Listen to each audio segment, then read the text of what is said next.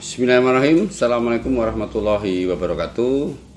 Selamat jumpa, salam sejahtera dan salam sehat untuk kita semuanya.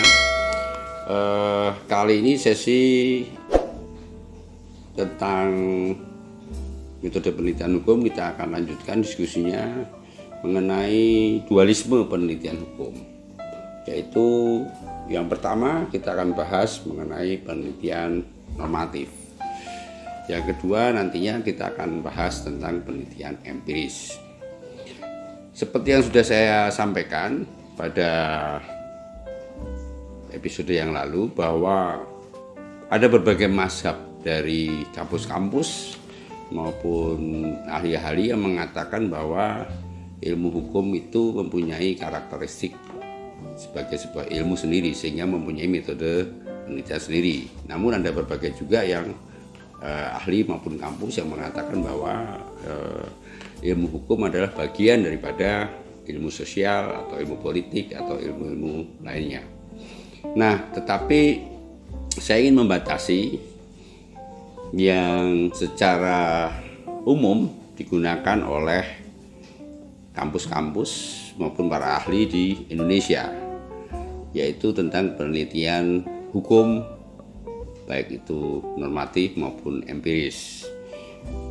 Nah, dualisme ini sebenarnya lahir dari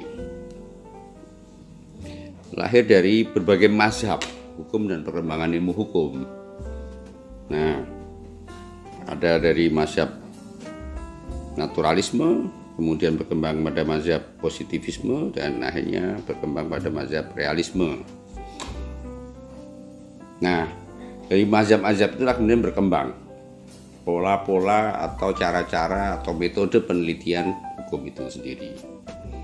Nah, kali ini kita akan fokus pada penelitian normatif.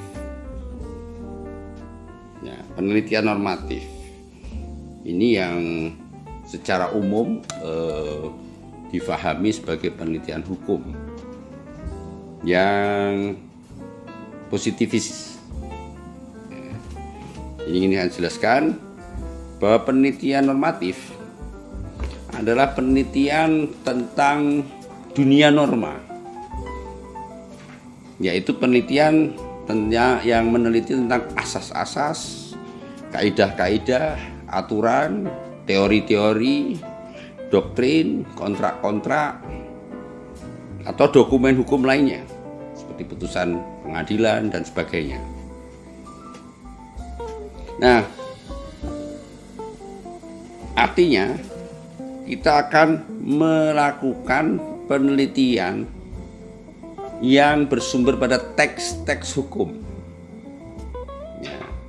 Penelitian normatif adalah penelitian mengenai teks-teks hukum.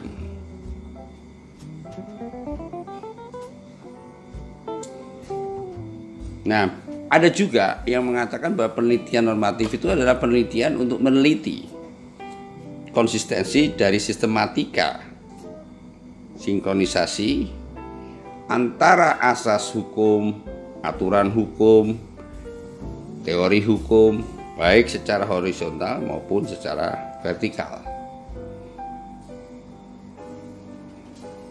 Nah, penelitian normatif ini mempunyai ciri yang agak membedakan dengan penelitian empiris bahwa dia bersifat preskriptif analisisnya, yaitu mencari jawaban apakah benar atau salah atau apa yang seyogyanya menurut hukum. Ini yang disebut dengan prescription. Teknisnya, penelitian normatif itu adalah tadi sudah katakan adalah mengenai teks-teks yang ada dalam dokumen hukum atau mengkaji dan menganalisis law in the textbook. Artinya kita meneliti kata per kata, diksi-diksi, narasi-narasi dalam berbagai aturan, berbagai teori, berbagai asas dalam dokumen-dokumen hukum tadi. Jadi penelitian normatif bukan meneliti manusia, bukan meneliti perilaku manusia, tetapi meneliti teks-teks, meneliti kata. Perlu memang saudara pahami juga bahwa hukum itu filosofinya adalah kata. Nah, seperti misalnya Tuhan berfirman,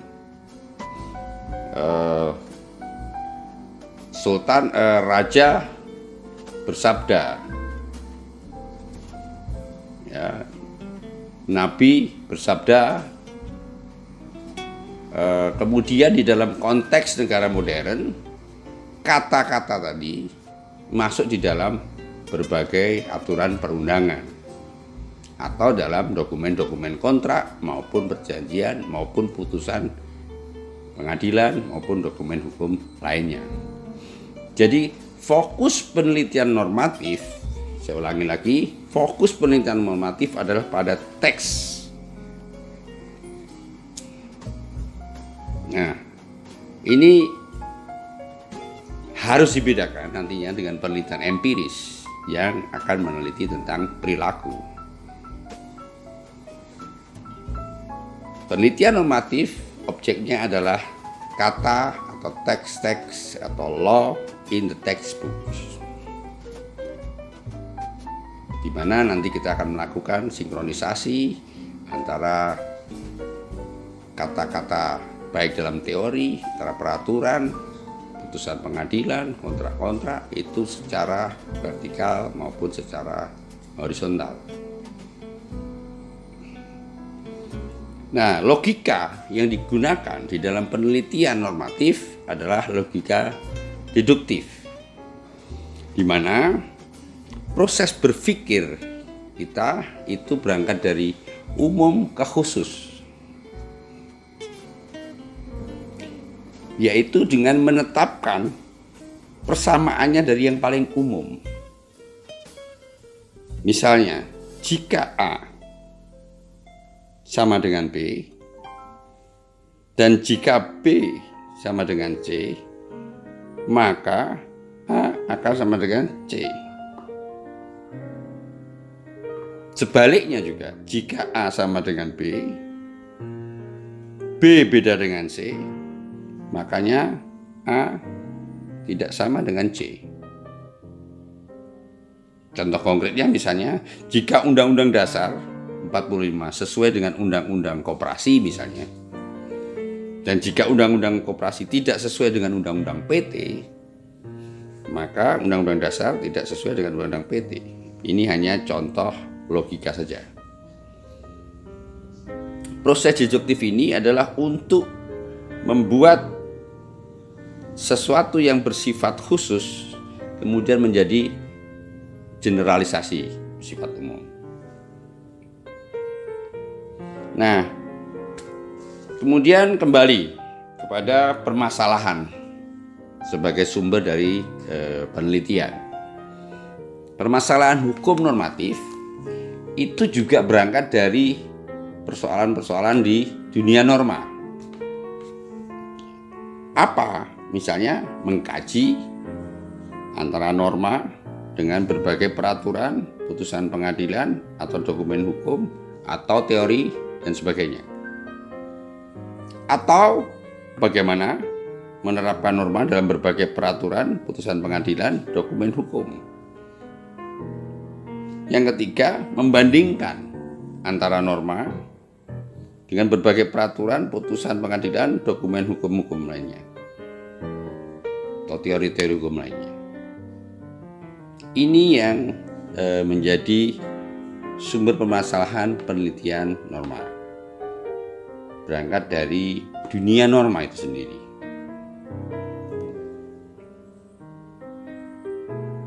Nah, kalau kemudian kita mau melihat tentang sistematika dalam penelitian normatif, biasanya cara berpikirnya adalah melihat konsistensi antara dunia norma secara vertikal maupun secara horizontal. Kalau kita mengacu pada Stephen Bow teori misalnya, apakah sebuah aturan perundangan mengenai suatu peristiwa hukum itu sesuai dengan undang-undang nggak di atasnya, sesuai dengan asas-asas hukum nggak, sesuai dengan konstitusi nggak, sesuai dengan basic norm nggak.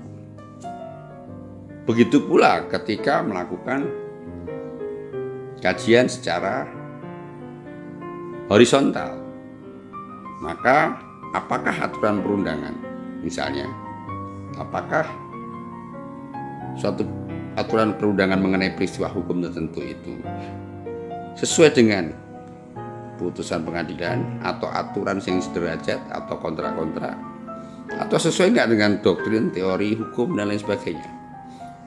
Nah, inilah yang menjadi salah satu contoh cara kerja berpikir dari penelitian normatif, sehingga nanti akan ketemu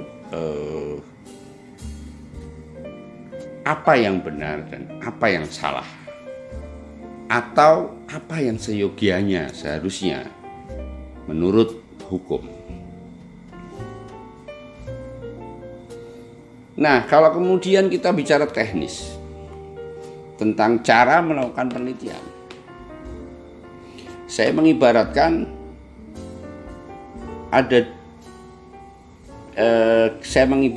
adanya dua model. Kalau penelitian normatif dan empiris itu berbeda, maka saya mengibaratkan kita memasak dua masakan yang berbeda. Misalnya masak nasi goreng, atau masak yang empiris, masak sup ayam. Maka kita harus membedakan antara bahan yang kita gunakan, alat-alat yang kita gunakan, caranya, urutan masakannya, lalu hasilnya. Kalau kita bandingkan tadi nasi goreng misalnya, maka kita butuh bahan nasi, bumbu-bumbu, kecap, minyak, dan sebagainya. Alatnya panci, misalnya kompor, ya, sotel misalnya. Ya. Kemudian cara masaknya, urutannya, masukkanlah bumbu dulu, minyak dulu, lalu bumbu, masukkan nasi, masukkan kecap, lalu kita aduk dan seterusnya kita sajikan sebagai sebuah nasi goreng. Bahwa nasi goreng yang sudah jadi tadi terlalu pedas atau terlalu asin dan sebagainya itu adalah mengenai kualitas hasil penelitian kita. Tetapi yang terpenting bahwa itu telah menjadi nasi goreng. Begitu pula ketika kita memasak sup ayam. Bahannya adalah ayam, air, sayuran, lalu alatnya ada panci, kemudian kompor dan seterusnya, mengaduk dan seterusnya, sampai kemudian memasukkannya, urutan memasukkannya, lalu menyajikannya menjadi sebuah sup ayam. Yang terpenting bukan persoalan rasa atau tidaknya, tetapi bahwa antara bahan, alat-alat yang digunakan, kemudian cara memasaknya, itu menghasilkan menu atau masakan yang sesuai kita harapkan tadi. Jangan sampai terbalik, ketika kita mengatakan mau memasak nasi goreng, yang dikumpulkan adalah bahannya beras, nasi, bumbu, tetapi alatnya panci. Atau sebaliknya, ketika kita masak sup ayam, bahannya nasi dan air, tentu itu tidak akan menjadi sup ayam, dan jatuhnya juga tidak akan menjadi nasi goreng. Nah, ini yang perlu kita pahami. Nah, kembali kepada penelitian normatif, bahwa penelitian normatif mempunyai bahan yang berbeda dengan penelitian empiris. Penelitian normatif menggunakan bahan-bahan dokumen hukum atau yang disebut dengan legal material.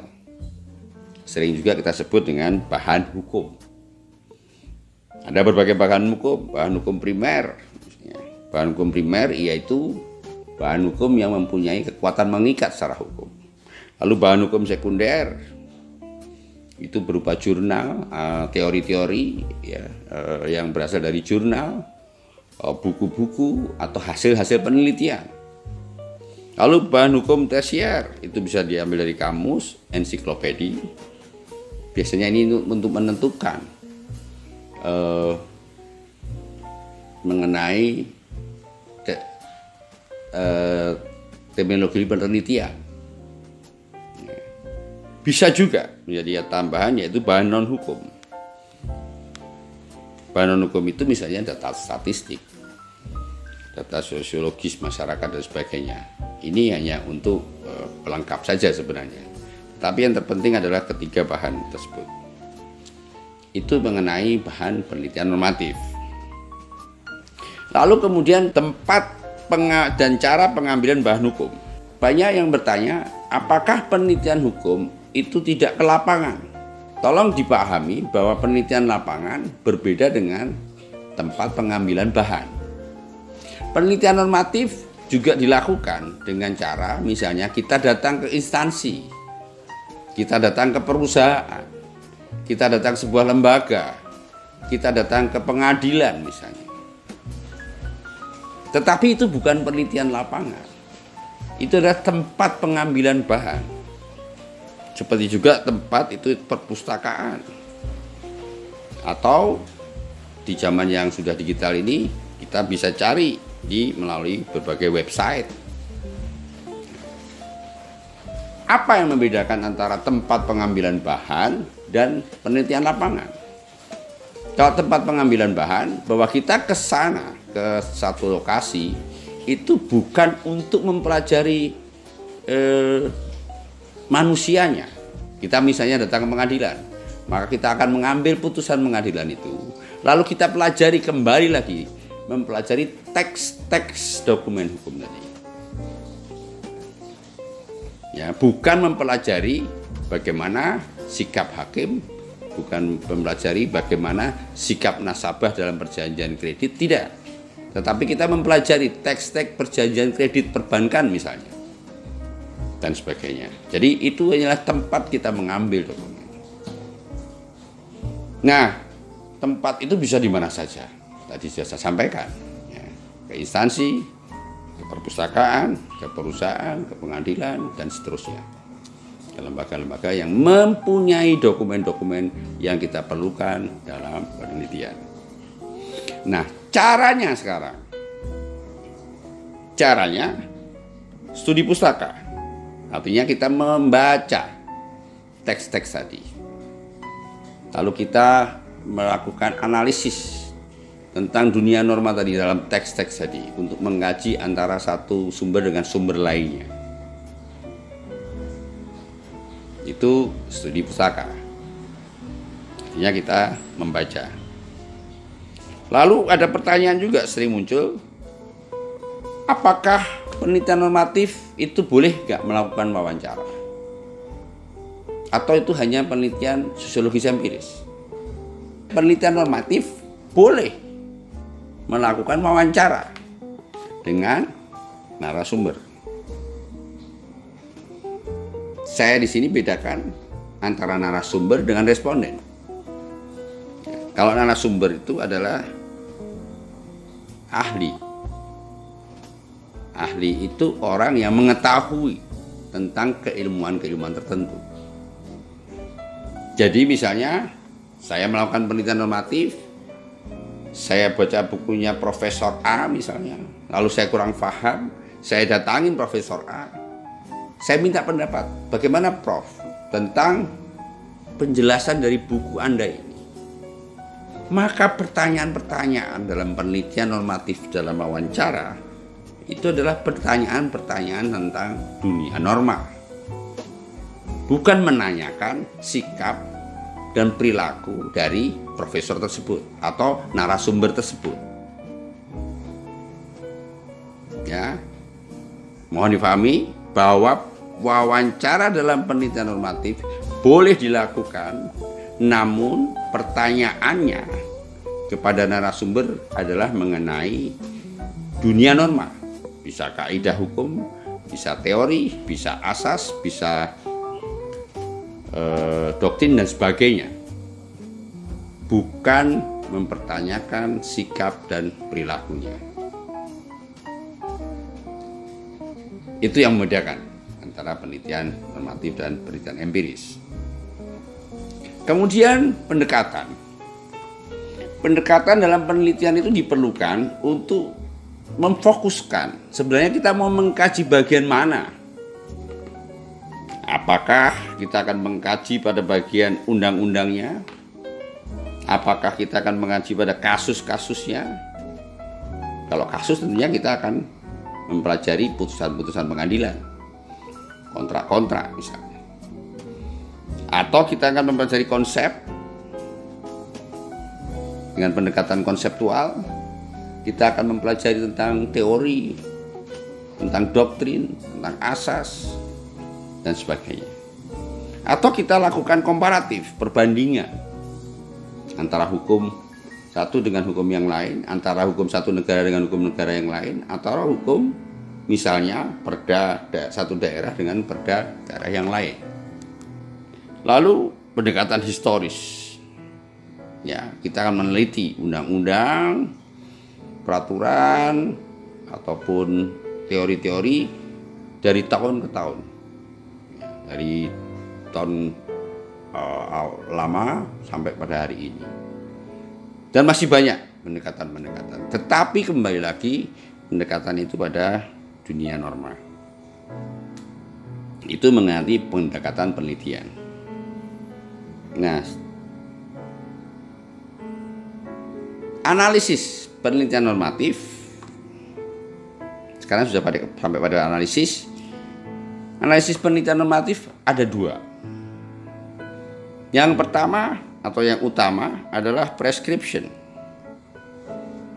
Preskripsi, yaitu memberikan penilaian benar atau salah atau bagaimana seharusnya menurut hukum. Jadi ketika Anda melakukan penelitian normatif, maka jawaban kesimpulannya adalah benar, salah, atau bagaimana seharusnya menurut hukum. Jika Anda menggunakan analisis prescription. Tapi kalau Anda menggunakan deskriptif, misalnya perbandingan hukum, Anda hanya memberikan pemaparan dan penjelasan tanpa memberikan penilaian. Anda hanya membandingkan, oh undang-undang di negara ini seperti ini, undang-undang di Indonesia seperti ini. Itu saja, tanpa harus membenarkan mana yang benar, mana yang salah. Kalau Anda menggunakan deskripsi. Itu, saudara-saudara sekalian, gambaran sekilas tentang penelitian normatif. Semoga memberikan pemahaman dan memberikan manfaat serta pencerahan kepada saudara semuanya. Assalamualaikum warahmatullahi wabarakatuh. Salam sejahtera, salam sehat bagi kita semuanya.